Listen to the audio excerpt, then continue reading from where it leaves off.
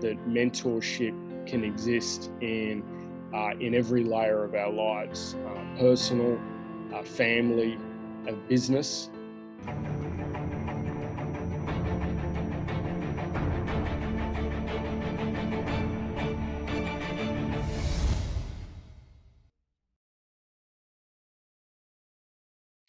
Hello again, everyone. My name is Raymond Chow, and as usual, we are taking trips around Asia Pacific to listen to our fellow EO members' stories, how we can learn from them, what are they going through at this point of time.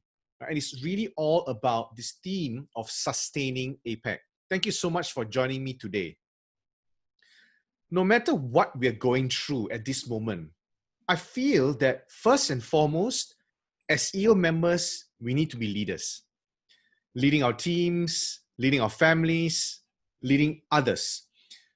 Obviously, it's very tough to be a leader and coaching others or even mentoring during this time, a time that we ourselves feel so trapped in the mode of reacting to this speed of change.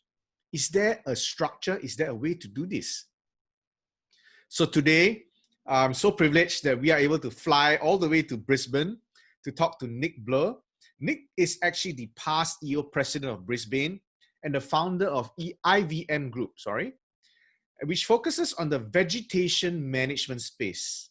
And Nick, you can correct me if I'm wrong at any point in time.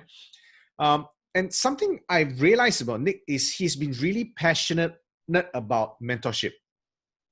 So we wanted to see if we could tap onto his experience and any nuggets that's available relating to mentorship and how it has helped him during this crisis or any time after this, and how it may be able to help many of us here today. So welcome, Nick. Thanks so much for talking to us today. Thank you, Raymond. It is a real honor and a privilege. Awesome.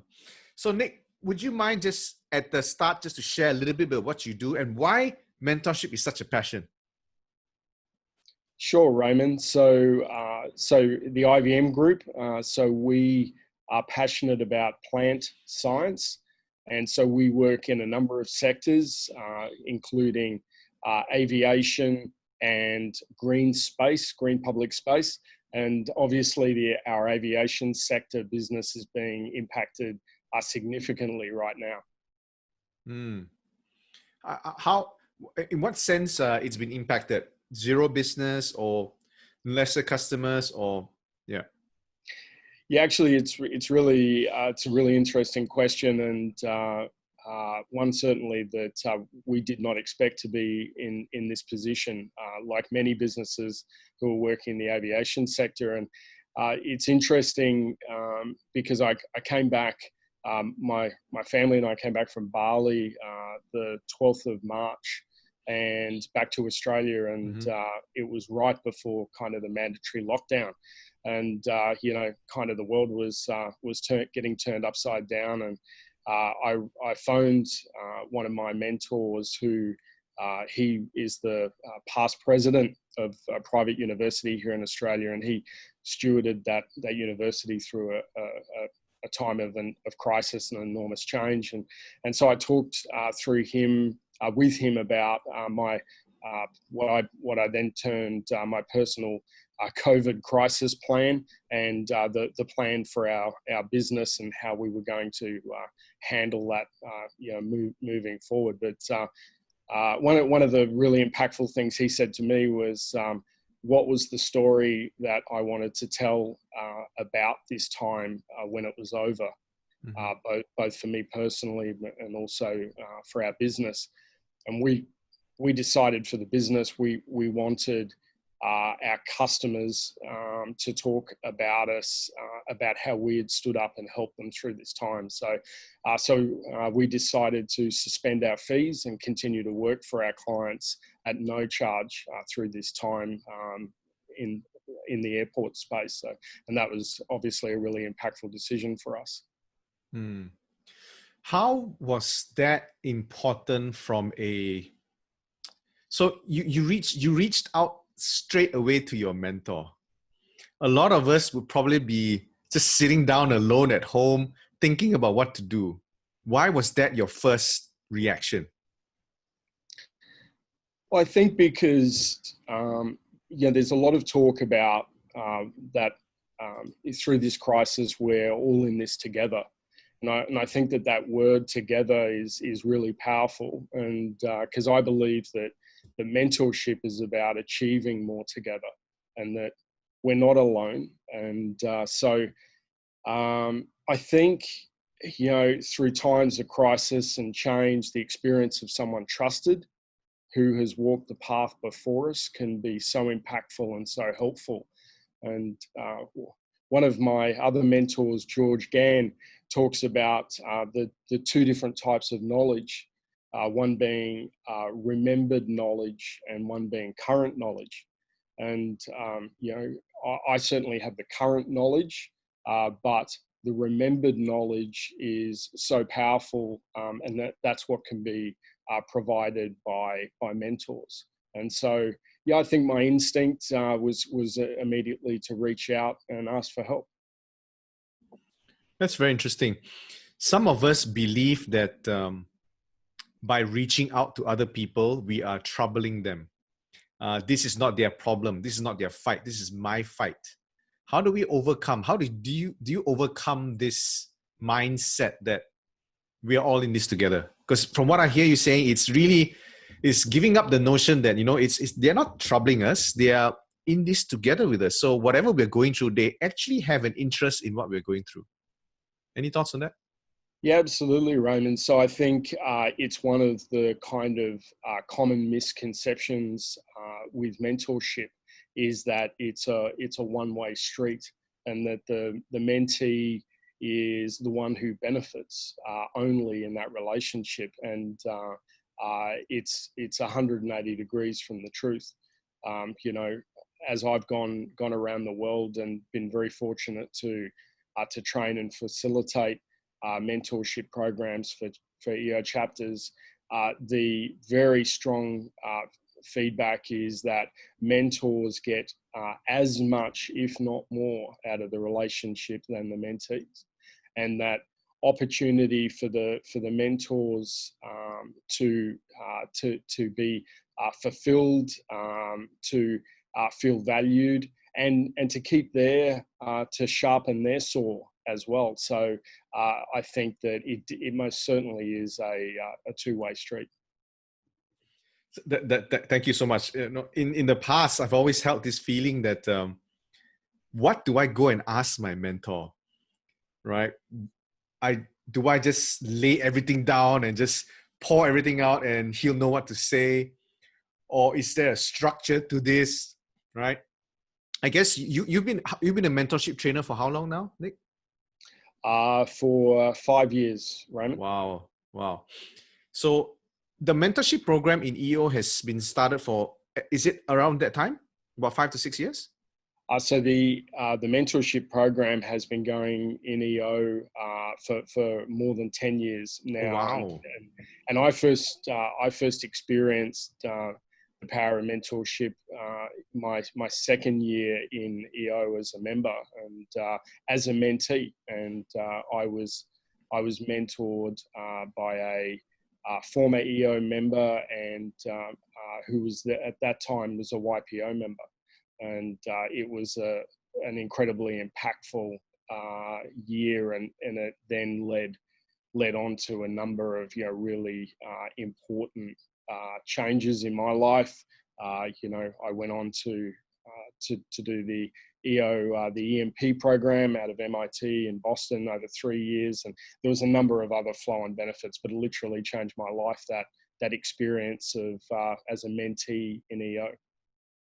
So I'm going to go back to what you said earlier, Nick, with the role of a mentor now. So obviously, in your time of crisis as a mentee, you reached out to your mentor and you had some significant benefits out of that, at least from a brainstorming perspective. Now, if I were to turn things around as a role of a mentor, I don't know, before we started this chat, you mentioned that being a mentor is really very, very crucial in this time of crisis. So who are you referring to? A mentor to who? Is it our teams, or who can we be a mentor for during this time of crisis? Yeah, absolutely. I think it's a really interesting question. I think that um,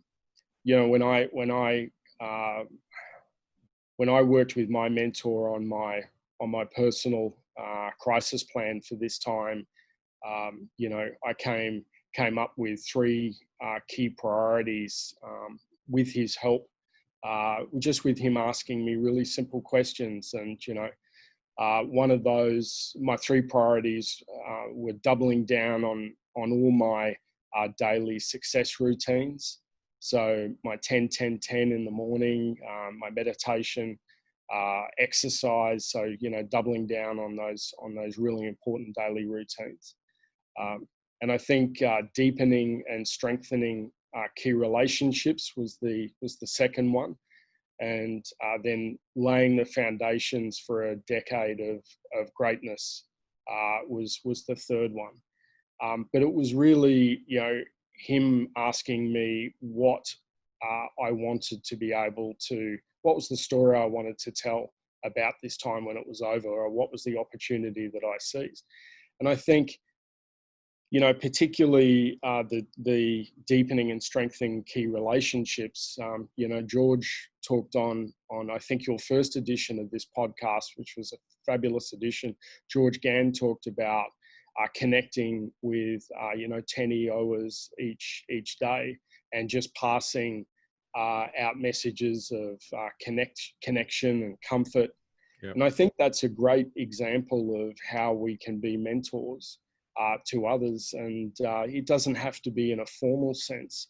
I think just reaching out, letting people who are important to us in our lives know that we're there and that we're thinking of them, and asking and reminding them that we are here to help if they need us. That simple act can be very powerful, and that is a real practice of being a mentor in other people's lives.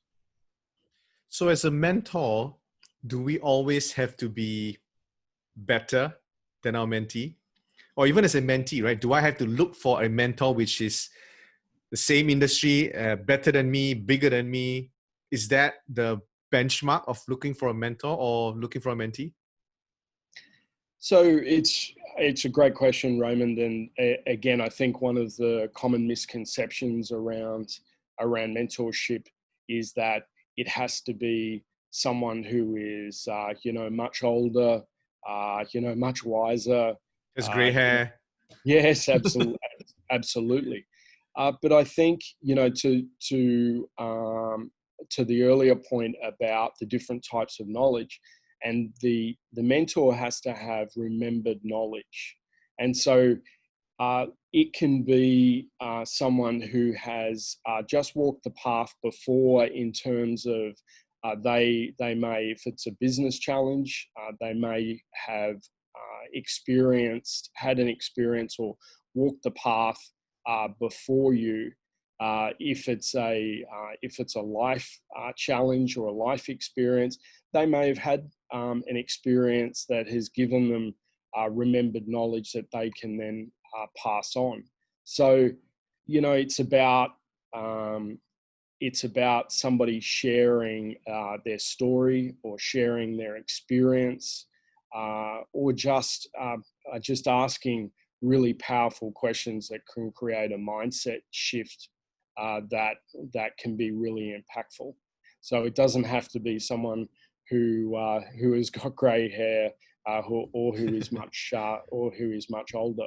And one of my forum mates actually had an amazing experience as a mentee, being mentored by someone who was much younger than him, but had a very relevant experience share, and they'd gone through a stage in their business that was very important for him. So thanks for that. So I guess the important part which I picked up from what you just said is, as long as there is necessary questions that's being asked. So is there a structure? So as a mentorship trainer, Nick, right? You've been a mentorship trainer for 5 years. For those of us who have not been in a mentorship program, Is there a structure to this? This is the questions that you should ask. Yeah, so for EO mentorship is a formal program, and as such, yes, there is a definite structure. So there is a training that occurs where both the mentee and the mentor are trained in how to set up the relationship and how to run the process of mentorship. And it's a 12-month structured program with meetings, and there's processes, there's goal setting worksheets, there's a meeting checklist, and then a meeting update, a little bit like we use within Forum for our monthly Forum updates.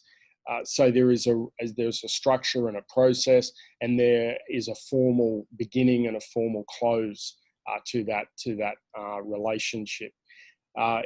Also within EO right now, there is a program called Situational Mentorship, which is a short-term relationship. Might be 4 weeks, might be 6 weeks, but it's based around a current challenge. And again, there's a process and a structure for that, but that is a current program now called Situational Mentorship. And then EO also has an amazing platform called Mentor Cloud, which is a program to connect mentees and mentors. So there's definite structure and process around each one of those. So situational mentorship, this is probably the first time I've heard of it. I'm so sorry. How can someone get on this situational mentorship program now, since it's the time that we probably need it? Yeah, absolutely. So connect with your mentorship chair within your chapter, and they'll be able to help you. Other than that, you can log on to the EO website, go to mentorship program, and connect with the global mentorship team within EO, and they'll direct you and organize to connect you. Okay, thanks, Nick. Probably one of the final questions that I wanted to ask you. So how can we take this? Will this be beneficial for us to bring back to our companies, to our teams? So my experience, Raymond, is that mentorship is literally life-changing, and so I think that mentorship can exist in every layer of our lives, personal, family, and business. And so I think, yes, one of the really powerful elements of mentorship is that once we are taught what mentorship is and how to harness the power of that, I think there's wonderful potential to bring that into each area of our lives. And for me personally, I've benefited enormously with mentors in each one of those elements. But my wife and I encourage our two sons to actively seek out and bring mentors into their lives. And in my business, our team, we encourage and provide time for our team members to have mentors as well. So I think there's an amazing opportunity to harness the power of mentorship in each one of those areas. So based on your experience, Nick, should we only go and find one mentor, or is there a possibility to find different mentors for different times or even at the same time? Absolutely. So and I think there, to one of my earlier points, I think that there are different types of mentors. I mean, when we talk about mentorship within EO, is that it's formal, it's structured, and there's processes and guidelines there. But I've been blessed with having amazing EO leaders and who are mentors of mine. George Gann, Warren Rustand, Brian Bro, Carlos Santoro. They're amazing mentors for me. But it's not they're not structured relationships. I reach out and benefit from their wisdom and their knowledge. And so I think that there is an opportunity for us to have a number of mentors at the same time in our lives and in the different aspects of our life. Okay, so then there's also this element of time, right? And that's my final question for you, Nick. How much time do we spend on mentor-mentee? So I'm just basing on a personal experience of mine. So a couple of years ago, I was a mentee in the mentorship program, EO. And the same year, I was also a mentor. So I was committing to be a mentor, and I had to commit to my mentor to be there every month.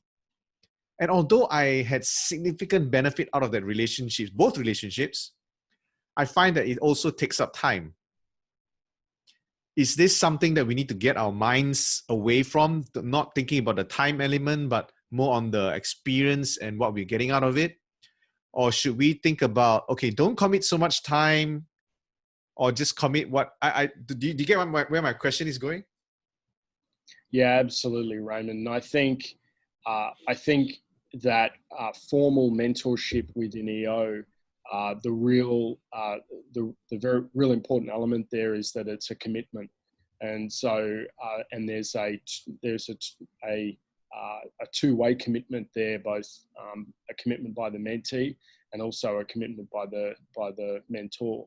And generally, we talk about needing to commit at least 1 hour a month for the meeting, and realistically, we find that most pairs, the mentee and the mentor spend longer than that.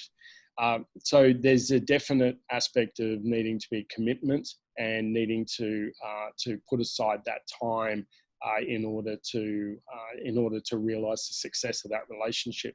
But I think outside of that, I think that there's an opportunity to have mentors, as I mentioned, in all aspects of our lives, and that can be, the commitment there is really just that you're available when somebody needs you, and so I think that I would say to people, if you're thinking about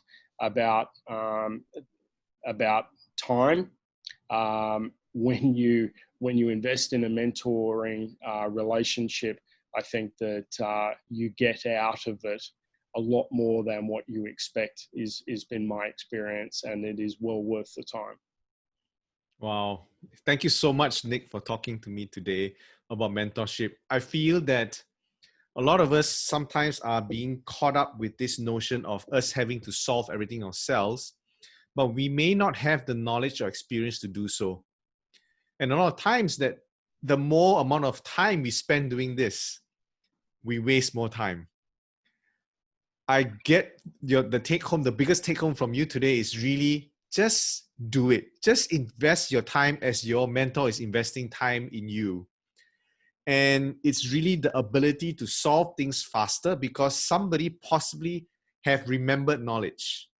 And that remembered knowledge can help you in your knowledge today. So thank you, Nick, for sharing that with us today. Thank you, Raymond. It's been a privilege. All right. Thank you very much, everyone, for listening in again. We hope that this episode has helped you a little bit. Remember to subscribe. This has been Sustaining APAC, and we hope that this has been lessons to help every one of us. Remember, have a great EO APAC day, and we are all in this together.